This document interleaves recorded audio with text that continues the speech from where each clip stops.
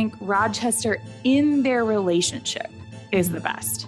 But before the relationship and after the wedding scene, worst Rochester, least sympathetic Rochester, starts as an ass, ends as an ass until he's blind and crying.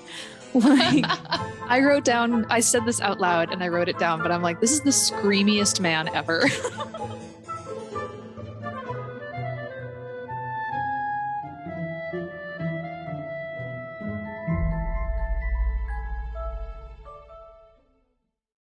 Lillian, we're back once again, episode 4, I believe, of this wonderful podcast journey that we've decided to take with one another. How you doing?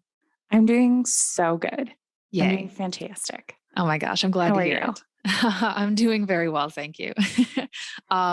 This is a milestone for us in this podcast because this is the first adaptation of Jane Eyre that I had not seen previously before choosing it for an episode. So this was my first run through. So you and I are in the same boat. How does that feel? It feels good. It feels really good. I don't want to like make you feel bad, but I have felt like deeply inferior to you every single episode because of just your Jane Eyre prowess. And this feels like maybe we're at least close to equal footing here. Awesome. We'll see more adaptions, but this is our first time seeing this one. Oh my gosh. And I have to say, I really enjoyed this watch through. And maybe it was because all of my reactions were 100% genuine and very like, what? With so many things. Yeah. But before we get too deep into our reactions and everything, Lillian, for those listeners who maybe haven't heard the previous episodes and haven't read or seen any Jane Eyre, can you give us like maybe a 30-second, like quick summary of what they need to know? Yeah, I absolutely will. And I do think I'm going to try to do it like unreasonably fast. And I think that that's how we should keep doing it. So for people who haven't seen Jane Eyre or maybe aren't as cool as us, so they haven't seen the 97 version, there is the quickest synopsis I can do is we start with a little girl being put into a red room for punishment where there's a for real ghost, it seems.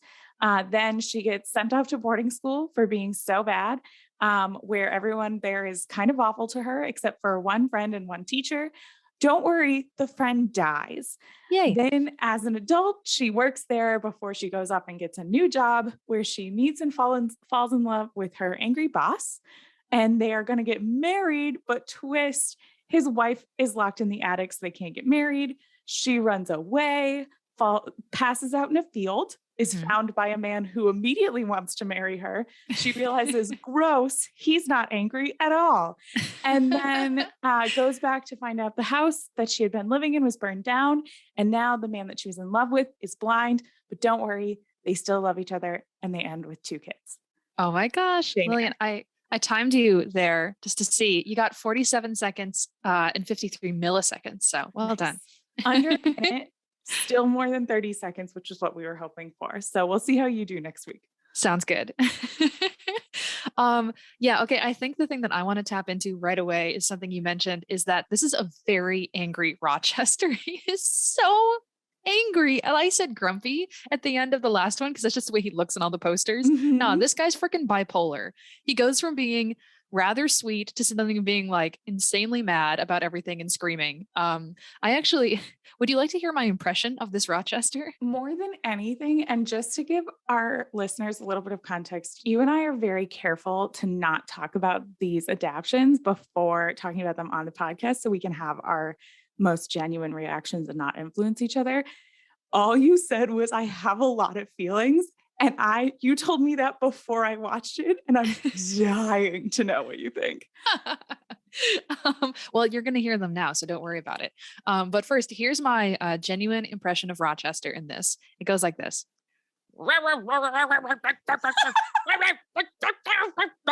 Jane. That's it. That's what he sounds like. Perfect. So you thought he was super sexy?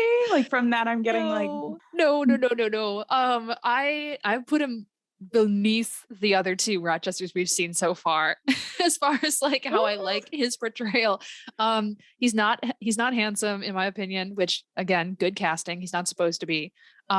He is, I don't know, just too bipolar. He like freaks out. He goes from 0 to 20 in a second. And I don't like how much he screams at her. But there are lots of stuff about him that I do like, which we will, I'm sure, dive into when we get into specific scenes. But for the most part, just too angry. That's my result. Too angry. Okay. And that's the biggest thing you have an opinion on is the Rochester of this. Is there anything else you have like an initial reaction to? Or Oh, really just Rochester. Rochester is what you come to Jane Eyre for. So maybe yes. that's all. I mean, that's my first big thing. It's just a very angry Rochester. My other big thing, so putting on my critical review hat, what I really like about this movie is whoever wrote it, they did, I think, a wonderful adaptation because they, I think, fixed some things that I did not like about this original story or the previous adaptations we've seen. I think I believe it's a woman who wrote this, Yep, the adaptation. It's a female writer. Mm-hmm. She took some problematic dialogue from like earlier scenes and put them into later moments where I thought they made a lot more sense and made this guy's insane idea of like doing all this gaslighting on the woman he loves make it a little more sense just by the way that they contextualized everything. And I think specifically, maybe I'll just jump into that. I thought one of the strongest things is they did a really good job of showing Rochester and Jane like spending time with one another. Like they would go for these walks in the garden and they would have these discussions, and it's alluded to that this was a regular thing for the two of them. And when we see them in moments like that, they genuinely seem like into one another and relaxed and like they're having a good time. And it was in one of the garden scenes where, okay, so there's that scene that usually happens in front of the fireplace where he talks about pleasure and how he will have his way, and it's very coded and weird. But here they move that to this garden scene. And there it made more sense to me because then he's kind of describing the backstory of Adele's mother. Adele is the child that is his ward that he cares for. And it's kind of there where we tap into this first concept of jealousy, which I am going to talk a lot about in depth later on, which I think was done pretty well in this. But yeah, so moving some things around, giving us moments like that, I thought that was a plus, 10 points. Yeah. And I would say I had very similar feelings about it. I would say that actually leads really well right into like my initial reaction. There's a few things that I thought were like just sort of standard Jane Eyre at this point that weren't my favorite. But I really did enjoy, one of the things that I wrote down is during that part where they're having a relationship, it felt them realist to me. Like where the 2011 version, I felt like there was chemistry between them. In this one, I felt like there was a emotional connection. Like it felt real, more real to me. And even in scenes that we've seen before, the way that the actress delivers the lines that Jane has, they do feel a little bit more like that attitude that people were constantly expressing. And she is much more of a match for him in terms of like almost a sparring partner kind of way. Then I think particularly now that I've seen the other versions, the 83 version, I think in particular, it's a criticism that I'm doubling down on with that, where she just is like kind of boring and bland. And these past two Janes and this Jane more than, I think this might be my favorite Jane so far. I think I agree with you. And the other thing that I noticed with these that I think is a huge plus for this adaptation, is the looks of both of them. This is the first time, I think they're both fine looking actors. Oh yeah. But between their style and all those things, plain is a great way to describe both these folks. Like they did it in this adaptation. I actually believe them. And then even when you compare it to, what is the name of the woman he gaslights her into thinking he's marrying? Blanche Ingram. Blanche. They describe her as really gorgeous. And in this one, she is notably more attractive than either of them. Yes, that's true. And I think that the visuals of the casting, they really drive home here. Yeah, I feel like with Jane, so I agree with you. I think this is my favorite Jane as well. I agree that she is plain, but there is this kind of like really clean beauty that I think she has. And I think it's partially done with the lighting. There are lots of scenes where, so the actress clearly, I think, is like a natural blonde, because even though her hair is dark, she has essentially like no eyebrows, and she's obviously not wearing any makeup, and she has very clean skin.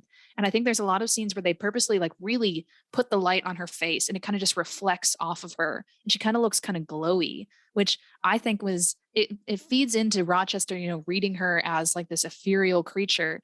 But so she had this very subtle beauty that I liked a lot. I also felt that this Rochester is way more insecure about his looks than the others. There's so many moments where he's like, I'm hideous. Why would you want a gargoyle like me? And she's like, I don't know, dude. But he seemed very fixated on that. But I will say, the adaptation thing, and specifically like you referenced the author or the writer of this, it is a female writer. And one of the things that I noted is something that I don't know a lot about, but is something that I wanted to talk about with this is, have you ever heard of the female gaze? Oh, yes. So it's the counter to for people who don't know, it's like the counter to the male gaze. So the male gaze is the idea that like women are really just there to be like hot and busty, and like just around to be sort of like ornaments to the men in stories, where the female gaze, there's a lot of layers to that. So I won't do it justice here, but there's a few things that are like cornerstones to that. And one of them is hands.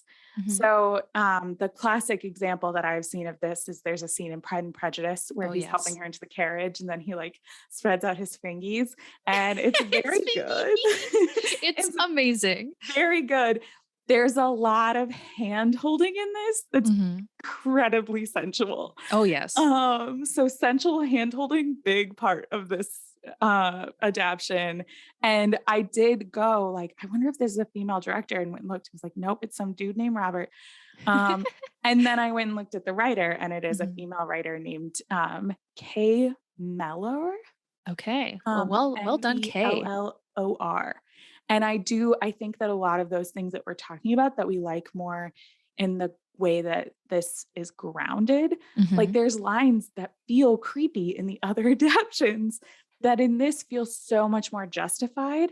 Yeah. And something that I want to talk about specifically, and I really want to get your thoughts on before I monologue for an hour, is I personally don't think that after the revelation of Rochester's wife, he does a very sympathetic speech. However, the seeds planted before are significantly more sympathetic to me. So like the way that he asks, should someone be like happy and things, like the way that he half tells that story and explicitly asks Jane, would you, if you knew that something was like technically wrong, would you do, like, he's clearly, for those of like the people who are outside of it and know that he has his wife locked in the attic, we know what he's asking her.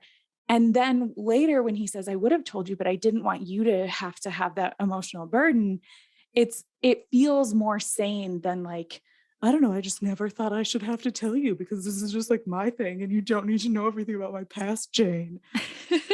I agree. I thought one of the best scenes is right after he sends his brother-in-law away in the carriage, and he says, the sun is about to rise. Will you come and watch it with me?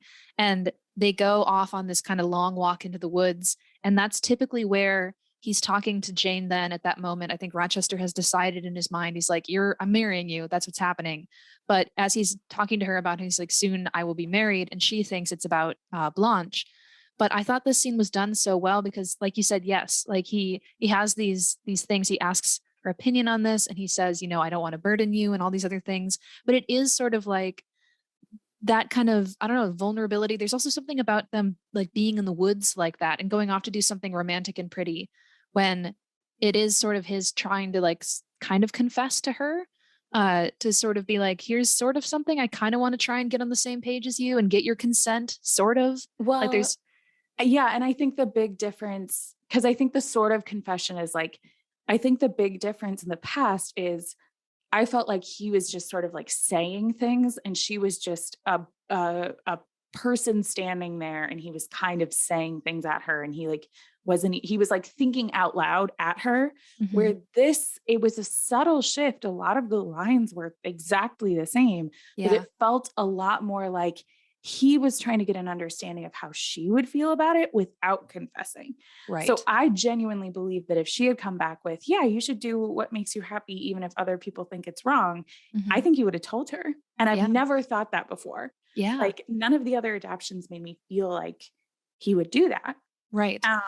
And I think it's that subtle difference in the way that the lines are written and the way that it's put together.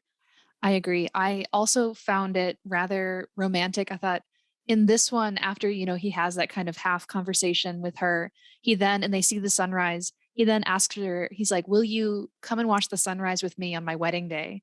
And I thought that was really cute. Like, that's not in any of the other ones. And we know that he's like, because it's going to be our wedding day. So wouldn't that be romantic? But she's just like, yeah, I guess maybe from her perspective too, you could say this is maybe her last chance to be with him before he's in her mind a married man. So she's like, yeah, I'll have that one last beautiful moment with you before I have to say goodbye. But for him, he's like, it'll be our first beautiful moment together before we become a married pair. And so that was really cute. Yeah. And I think I completely agree with that. And another thing about that moment that is actually something that I noticed in the 2011 version as well, that I think they play a little bit more into in this one, is when she assumes that he's marrying the other person, like when he references the fact that he's going to be married soon, when she assumes that it's Blanche, he looks surprised that she hasn't caught on that he's proposing to her. Like, right. He looks like, no, this was, no, you and I were going to get, okay. And like, and he, like, even in future conversations, like after she makes that assumption, he plays into it. And I think in this adaptation specifically, because nobody is actively trying to trick Jane in this one. Yeah. I mean, he lets her be tricked, but he's not like playing into that and being like, I'm going to get married soon and maybe she's already in the house. And like, there's no Mrs. Fairfax saying like, I think there's going to be a wedding so soon. Like, right. It's instead everybody else would assume that Jane's aware that this man is in love with her. Right. She's just kind of like dense to it. But so that kind of actually leads into the topic that I think was done the best in this. And I think so this version really focuses on this concept of jealousy. And I think that's what kind of springs into action his whole kind of silly mind game, where yes, that's kind of touched on in like other versions, but in this one, like when they have that scene in the garden, which I think that garden walking scene in the beginning where it shows that they have this relationship and they talk a lot with one another, and he's very, very open with her when he tells about, Adele's mother. And also I wrote down this thing. He gets such bonus points, by the way, for being the only Rochester who is nice to Adele and likes her. Like he is excited to see her when he first comes back. He holds her in his lap and he's giving her presents, and it's this very nice thing. And when they're in the garden and he's telling the story, he says that when he was with Adele's mother and he found out that she was pregnant, he was thrilled to know that he was going to become Adele's father. But then it's when he finds out later that there was this other man in the picture. He's like, well, maybe she's not my daughter. Angry. Yeah. And I really want to talk about the topic that you're talking about there, but specifically a note on the way that he treats Adele. I would attribute that again to the very subtle shifts in just the interpretation of mostly the same lines. Right. Because I think he's supposed to have this loving, teasing relationship with her. And it's very teasing in this. Yeah. It's just they double down on the loving, where the other one, they do the teasing and then they do the grumpy. Yeah. And that's not like super fun. No, I agree. So he's way better as like a potential father figure. But yeah, so it's when we learned that, all of this kind of lovey-dovey stuff he had with Adele's mother and knowing he was going to be a dad, it all gets thrown out the window when he finds out about this other guy, and he kind of introduces this concept of jealousy. And this is that speech where he asks her, have you ever been jealous? She says no. And he's like, that's because you've never been in love. And there's, the gaze that he's looking at her, and we know that he's in love with her, but she doesn't pick up on it because she doesn't think anyone could love her, all this stuff. But so I think the way that the writer like adapted some of this dialogue, by having that conversation, that emphasis on that, it then makes a little more sense of why he would go off with this silly masquerade of bringing Blanche to the house to try and be like, oh, I want you to know how I feel. Because I have this jealousy and I know what it is. And I want you to be jealous so I can know that you love me the way that I love you. And it's, yes, his own twisted way of kind of being like, because then we'll be equals, we'll have the same feelings. You'll know how I feel. It eventually gets to the thing. But so knowing that, I think makes it a little more acceptable. No, understandable. That's it. Understandable. Yes. Yeah. I'm like getting into his brain. And I do think, that like that passion, jealousy, like you have to understand what love is, like all of that stuff. I don't think he's right, but like like you said, like I can see how in his head, the way to find out if she really likes him is to bring somebody else there and see if she gets jealous. Like, right. Exactly. Like you said, it's so much more sympathetic and understandable. I also think they conclude this kind of jealousy plot line really well when he takes her into town to go shopping and they have that confrontation with Blanche when they get out of the carriage together. And I love that instantly he's like, oh, I'm marrying Jane. Jane is my fiance. Just like right to her face. He doesn't hide it. And Blanche has some old, like wealthy guy in the background that she's now instantly jumped onto the next sugar daddy. And when they walk away, then we have that moment of Jane being like, why did you play this game? And he's like, I wanted you to care for me the way I care for you. And who cares about Blanche? And the way that she was like, he's a lord, hair flip. Like, yes. She's like, his name is Lord, nobody cares. Like, Lord, nobody cares. Classic character. I think another line that you and I have talked about before that again is like so creepy in other adaptions, like big, giant billboard of a red flag, that in this one sounds so much more sane, is when the super cool moment happens where in the middle of the night, Rochester goes to get Jane because somebody's injured and that's when you need a governess. He like goes and gets her and brings her upstairs and the brother-in-law is there. And the brother-in-law just kind of starts being like, I don't know. I can't believe she like bit me. And Rochester is very clearly like a little bit nervous about him giving away too much, but at the same time, like doesn't immediately cut him off. Like he's sort of having this conversation with him. Yeah. And then he starts saying things and you can see Jane start to get genuinely afraid. And that's when he cuts him off and goes, no more on the subject because you're scaring her. Right. So then when he leaves, him saying, neither of you speak about this.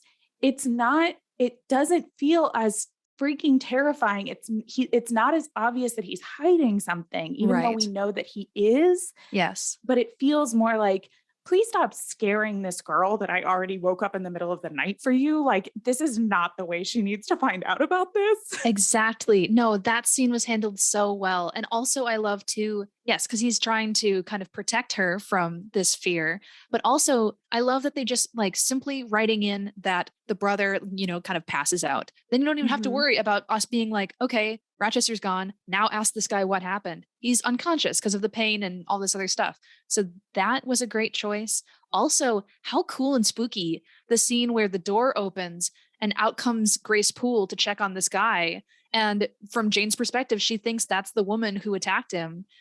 And beforehand, we hear Bertha scratching at the door. It's like, they did spooky really well in this. That was one of the things that I have quite a few notes on. And I actually want to go all the way back and talk about the very first scene.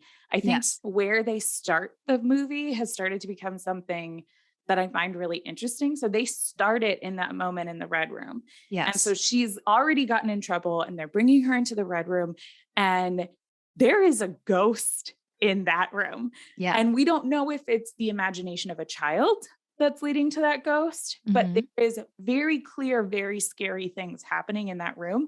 And that immediately makes the ghost that Jane experiences much more like tactile, like actual things happening, real, undeniable sounds, which makes her sort of like fear and the more tactile, loud, actual person in her room, scary things later make more sense as well. As to like how she would experience those and then kind of dismiss them. Right.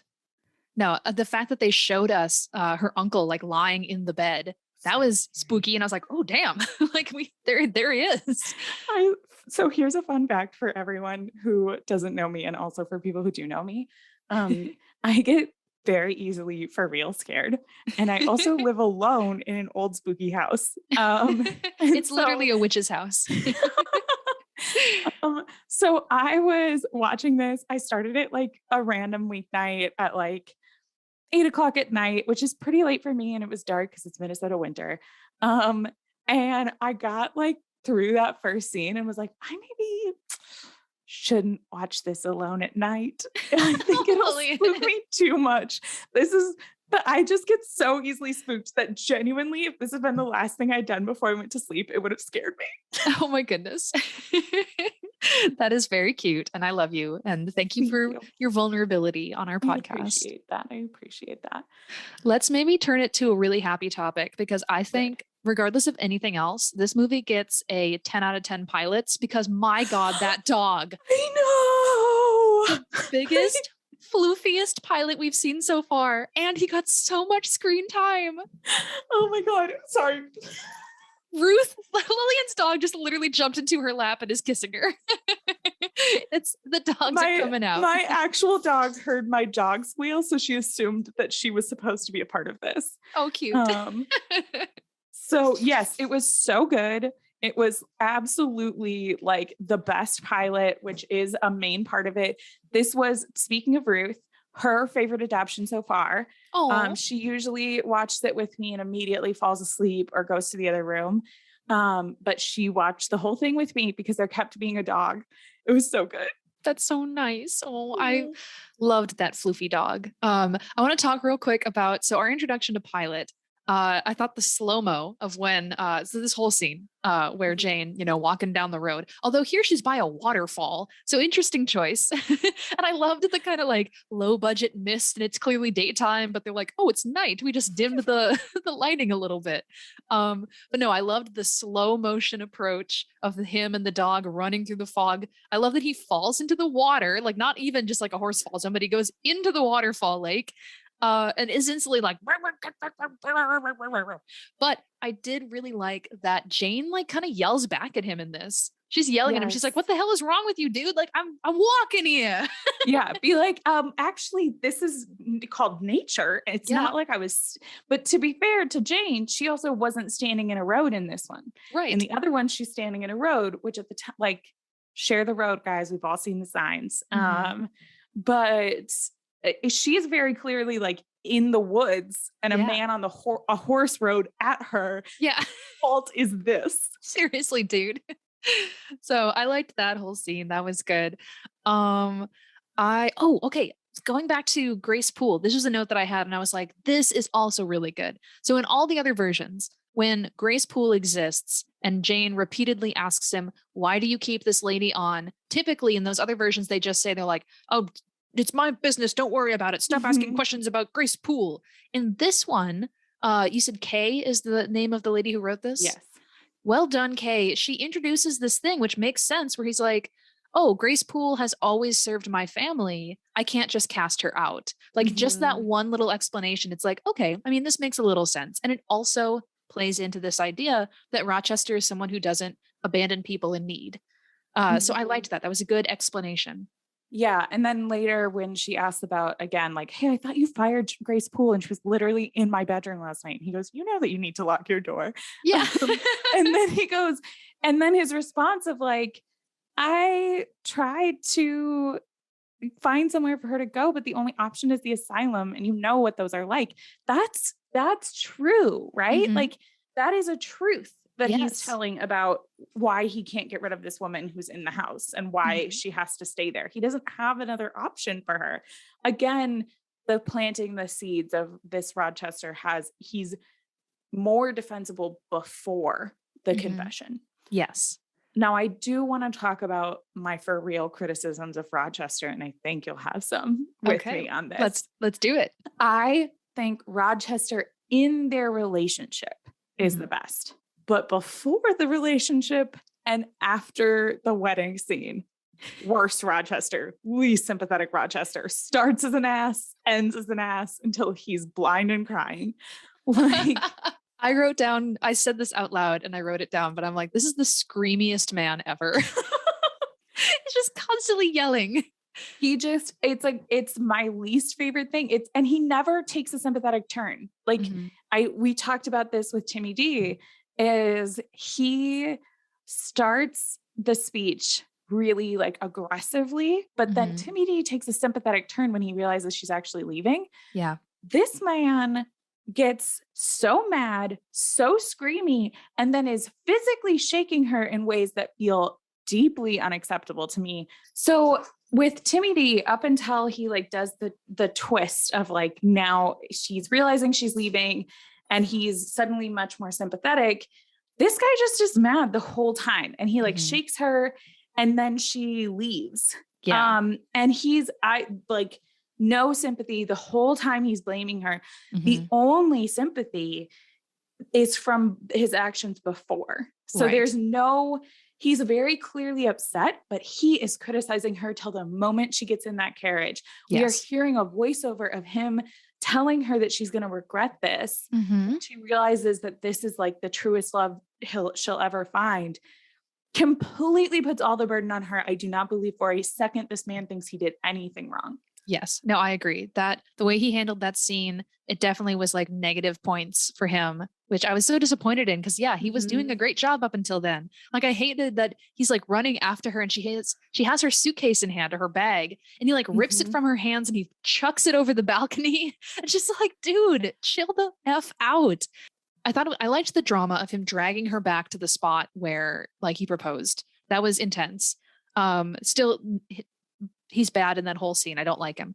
What I do like about that scene though, is that Jane articulates her feelings and the problems that they're facing really, really well. So while he's being a complete unlovable asshole screaming at her, I thought everything she was saying was well articulated. I liked the emotion on her face and you can see the struggle. But so that was well written on her part, just like poorly acted on his. Yeah. And I think I don't even necessarily like it's just, if there had just been that slight ownership of his actions at the end there, that would have totally changed the game. Importantly, talking about that scene by the tree, the going back to the different version of that tree, the confession of love for each other and the proposal, lots of good things in that. Very, very well done. I need to know if you had any thoughts and feelings about the kiss that they had. It was so bad. It was so bad. I docked a lot of points on this one because the kissing was horrible. Like their mouths were open and not meeting up in the right way. So I was like, oh, the kissing sucks. Like you lost points for that one. But also she didn't say the full essential Jane line where it's like, do you think because I'm poor and little that I am like soulless and heartless? They chopped that up. She took out a bunch of those essential parts. So minus points for not saying the entire line there. Yeah, there was parts of it, but it wasn't exactly the way it is, which now I'm assuming is a quote from the book. Yeah. In the other versions. Yeah, they basically, so to describe the kiss for the people who don't want to watch this adaptation, they're essentially like their mouths are just open and most of the time is them breathing each other's air. And you might be thinking to yourself, Lillian, did you go find a YouTube video of this scene and take a screenshot of it that you're going to post on Instagram? Oh my God. I did. I did do that. I did do that. It's going on our Instagram. You can see this without having to do the work yourself by just following us at Earbuds. Exactly. Because you need to see what it looks like when two Pac-Man try to like ram face it. It's so bad. Like, and it's not like a bad moment. It's a bad, like the whole scene is them, like it's trying to be passionate, but they're not like getting closer. It's just them holding faces and open mouths and not open mouths kissing, like open mouth, like sort of just like hanging out. In each other's mouth space. They're really up in each other's mouth space. They wanted to share air.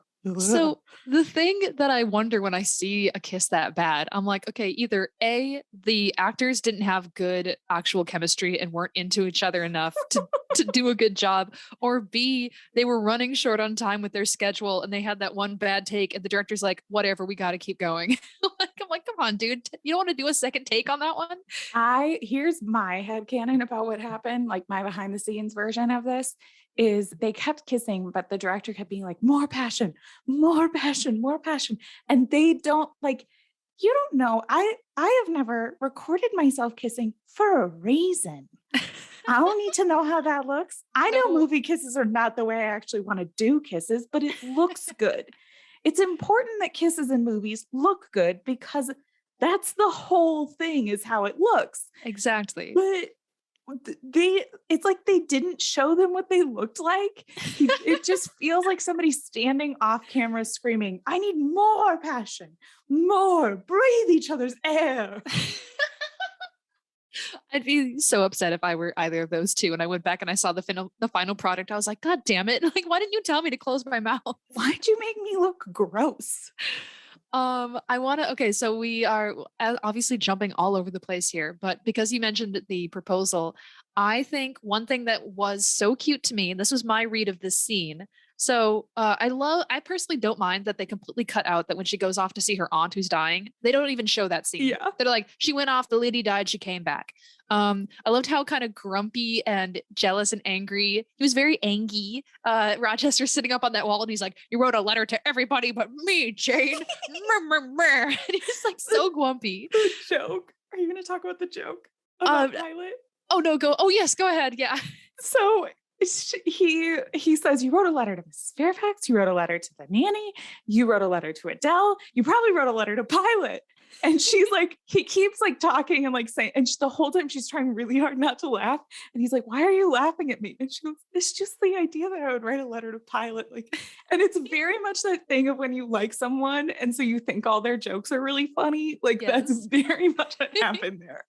Yes, I agree. That scene was really cute. And the thing that I jotted down that actually warmed my heart and made me really happy is so like right after that, the staff comes running around the corner because they're all so excited to see Jane, which this movie established a better sense of family at the house where I didn't see that before. And she runs into their arms and they're all hugging. And I think the director did a great job where it cuts back and forth between you see Rochester looking at Jane with his family and how well she fits in there. And then that's when he decides, I'm going to propose. Like, he's like, you are part of my family. This is the happiness in my life. I'm going to make this real. I thought that was really good. Absolutely. And I also think there was more realistic household full of people too. Yeah. Mm-hmm. Because obviously I'm an expert in how many people it takes to run these houses because I have watched Downton Abbey. And so like, that's one of the things that in period dramas in general, I'll watch them and I'll be like, 3 people are not managing that house. Right. Like that's not what's happening here. Where like, you can see that when they're having the guests come in, Mrs. Fairfax is like talking to a ton of maids and stuff and being like, somebody go to the hotel. We need more staff because we're going to have all these people staying here. Like you can see this, like the house feels more alive and it makes the whole space feel more real. I felt that one of my notes on this is that this is the most colorful version of Jane Eyre that we've seen so far. And I mean like visually, like there's lots of bright colors. I felt like Thornfield does not feel spooky at all. It feels like a house with a lot of people in it.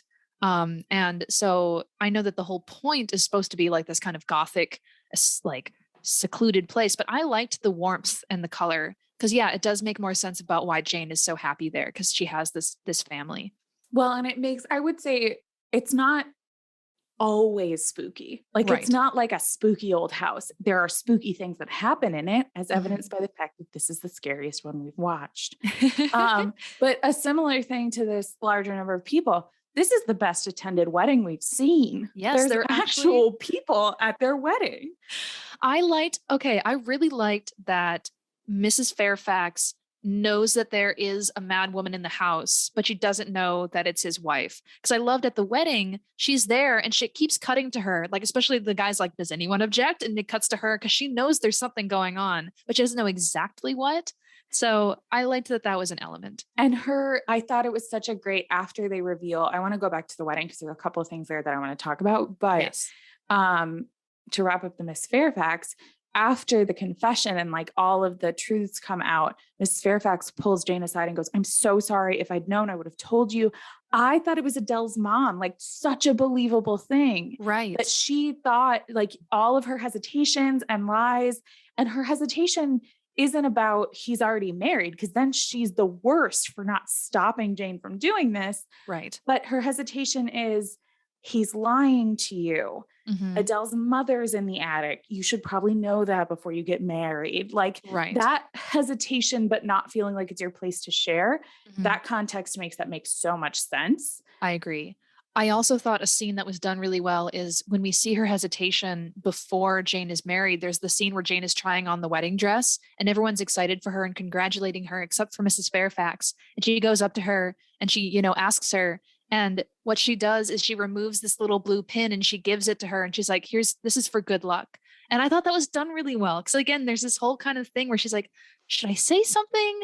I guess I'm not going to say anything, but here you have my blessing. I thought that was good. There's so much tiptoeing around on all kinds of stuff. And I liked the way it was handled. Absolutely. And very related to that scene and totally equally important to the understanding of adaptions. It's a reoccurring segment here on Earbuds, which is Bonnet Watch. Yes. Oh my God. But I wish I could like make a little audio clip be like, this is Bonnet Watch. So top bonnets in this, except her wedding bonnet. Yeah. I want to know what you think of her wedding bonnet. I have strong feelings. I thought like it wasn't very spectacular. I thought, again, going back to my comment about how she glows in this movie, when she's standing up there, like for the wedding itself, she's like a bulb of light, just like glowing behind that veil. So very white and shiny. That's my critique. Yeah. And I've really liked the wedding outfits in the last two. Like they looked so pretty to me. I really, really liked them. Obviously, I'm a fan of bonnets. We should bring them back as everyday wear. Yep. They're not wedding wear. No. The bride shouldn't wear a bonnet. Everyone in the audience should wear a bonnet, but it does not go well with a veil. No. It made her head look super weird. And again, you can see this picture on our Instagram. Yay. But yeah, the bonnet, not my favorite bonnet.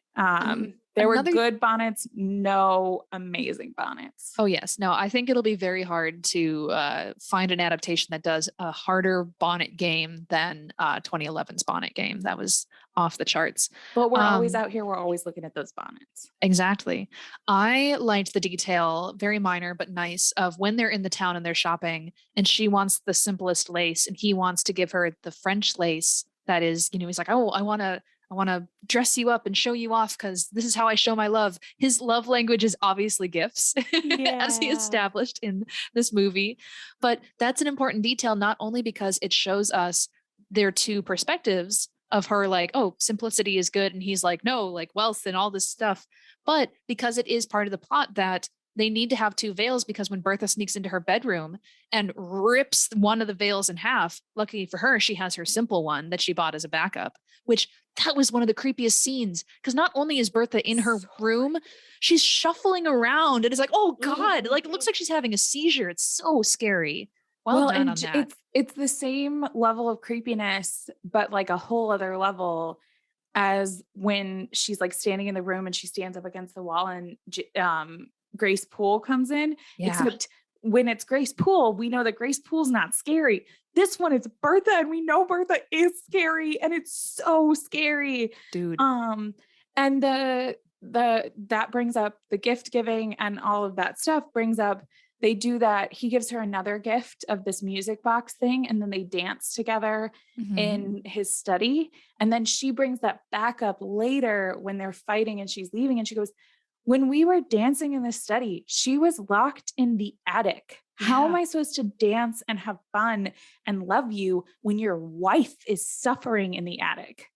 Lillian, I love that you brought that up, because that was one of my all-time favorite lines that was added to this. Is when they're having that fight, she says, I could never trust you again.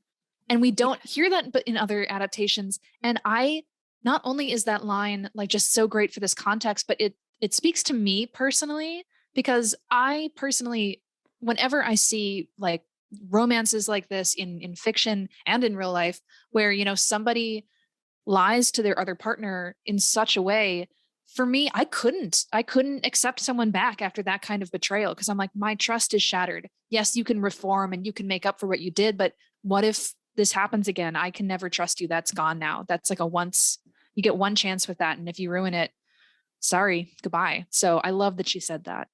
Yeah. And there's just there's so many moments in that feel more real. Mm-hmm. But then I think another place where it drops off for me is it makes it feel the resolution is less satisfying when he isn't expressing any regret. That scene at the end when she comes back to him, his only concern, like he cries and he's very emotional about the fact that she came back, but he's not like apologetic. He hasn't rethought any of his actions.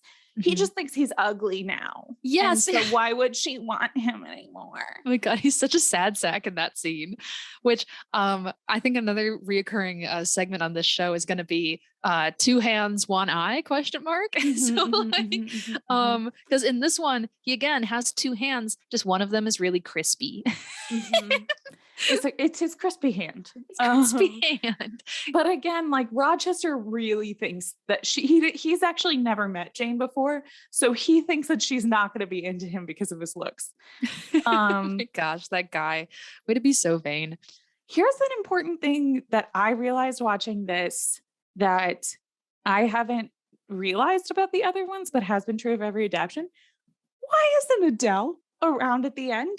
They do like a whole thing about the future of them, and we never see Adele. There's no like lanky teen in the background of their happily ever after fantasy where they've got 2 kids. I know this from listening to another fantastic Jane Eyre podcast that everyone should go check out. It's called On Air by the Rom Pod. So they go through every episode is a chapter analysis. They're reading the novel. And so if I can remember from what they said, I believe it's like either right after Jane runs away or sometime after the accident, Rochester sends Adele like off to like some kind of school for her to go, learn how to become a lady. Cause he's like too distraught by everything. He's like, I can't care for you anymore. And I'm not getting another nanny in here. So I don't want to fall in love again. So he just sends her away. Yeah. But that's like, I feel like, especially in this one where we get so much of the love for Adele and that's so much of where their relationship is based off of.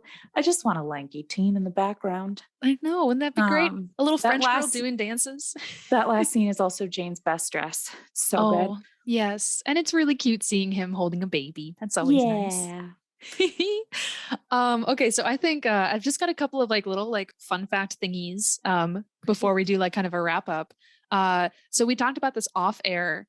Did you recognize the priest who did their wedding? Because you've seen him in a movie that you love and is very dear to you. I do remember recognizing him, but I could not place him. Okay, he played Lizzie's uncle in Pride and Prejudice. Oh, yeah. Okay. I had a moment of like, who are you? I had just imagine him being like, Lizzie, what a snob you are. I did. Again, we talked about this and I asked you if you knew who Mrs. Fairfax was. I don't. And you did not remember. She played Madame Pomfrey in Harry Potter. Oh, nice. Awesome. Yeah. And she's in, like, I went and looked at her IMDb. She's also in everything. Of course. She's been in everything. There's like 20 British actors and they do everything together. Yes. And then you were the one I could not figure out where Mr. Rochester was from, but you remembered where that actor was from. Yes. And he was in, I think Lance Raider is his name in Game of Thrones. He's the one who united the wildlings. Yes. That actor is a very large man. He's very large. Like he's tall and broad, which I always like in my Rochesters. I also looked up the age gap between the two of them because she's the youngest looking Jane that we've seen. And the age gap is pretty accurate to the book. The actress who plays Jane was 20 at the time of filming that movie, and he was 44. So yeah, big age gap difference. Maybe it's why their kiss was so bad. Probably. Like, you could be my dad. And she like couldn't get that out of her mind. He's like, oh, don't touch my lips. Let's just breathe each other's air. Let's just breathe each other's air. Oh my gosh. Any like other final notes that you want to throw in? I have a super important final note, and this is Okay. really more for other people than for you. So I guess take a break. But um, so some of you know that the very first time that Piper and I talked about Jane Eyre on a podcast actually wasn't this podcast. It was Correct. when I was a guest on Piper's other podcast with her fiance called World Forge. It's very amazing. You should go check it out. In February of 2020, I was on as a guest, and Piper had just discovered Jane Eyre. And she spent a solid 20 minutes of this podcast talking about how much she hated Jane Eyre. And I was trying to remember what that was like. So I went back and re-listened. Oh my And gosh. you hated Jane Eyre. And I think that Jane Eyre gives you Stockholm syndrome, I think you're because right. I'm liking it more and more the more that we see this story in other Yes. situations.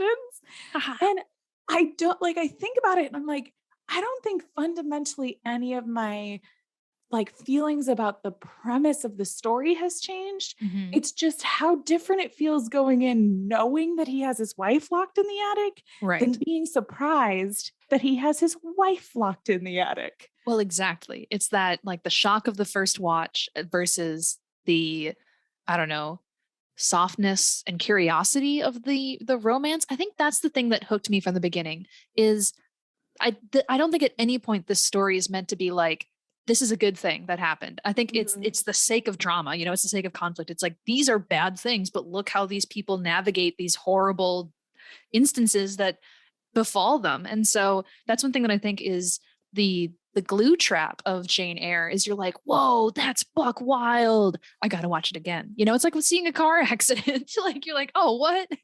So yeah, I it gets you. So I think that's the last of my thoughts. If those Mhm. are also the last of your thoughts, what are your rating? What is your rating for this adaptation of Jane Eyre? So, you know, I think I'm actually going to give this one my highest rating yet. I'm going to give it an 8. And that's like really hard for me to Ooh, do because I think like the acting in the beginning is bad. I hate how screamy he is, but this is the most well done love story for the two of them that I've seen and that really bumps it up for me. So, I think I'm going to give this an 8 out of 10 Timmy D's. great. I also agree that I think it's the best romance. I think it's also the best pilot, which, as we all know, is Oh, incredibly important to me. But yes. I cannot get over how rude um, he was at the end and like how angry he was and Yeah. how he just did not accept any responsibility for his actions.